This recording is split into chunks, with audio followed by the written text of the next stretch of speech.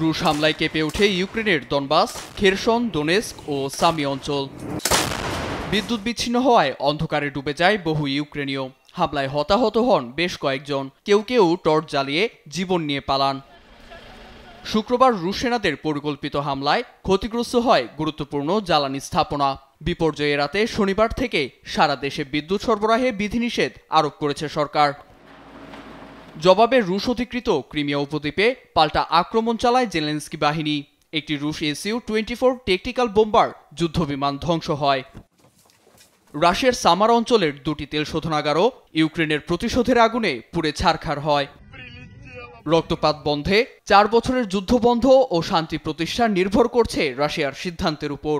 যুক্তরাষ্ট্রের মিয়ামিতে আলোচনায় এমন মন্তব্য করেছেন ট্রাম্পের বিশেষ দূত স্টিভ উইটকফ, জামাতা জেরেড কুশনার ও ইউক্রেনের কূটনীতিক রুস্তেম উমেরভ। একটা সিদ্ধান্তে পৌঁছাতে আরও এক দফা আলোচনার ইঙ্গিত দেন তারা। তবে ভবিষ্যতে শান্তি চুক্তি হলেও যুদ্ধাপরাধের দায়ে রুশ প্রেসিডেন্ট ভ্লাদিমির পুতিনের বিরুদ্ধে গ্রেপ্তারি পরোয়ানা বহাল রাখবে আন্তর্জাতিক অপরাধ আদালত ICC।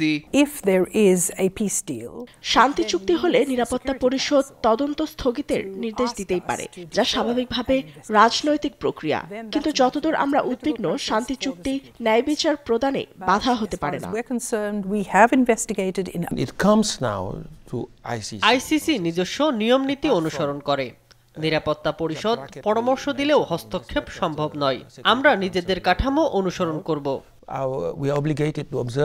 শান্তি প্রতিষ্ঠায় একদিকে উদ্বেগ দেখালেও কিয়েভকে ঠিকই গোলাবারুদ ও অর্থায়ন দেয়া অব্যাহত রেখেছে ইউরোপ। এমনকি মস্কোর হুমকি উপেক্ষা করে জব্দকৃত রাশিয়ার সম্পদ জেলেনস্কির হাতে তুলে দেওয়ার ঝুঁকি নিচ্ছেন পশ্চিমারা। নীরব দাস, নিউজ ডেস্ক, দেশ টিভি।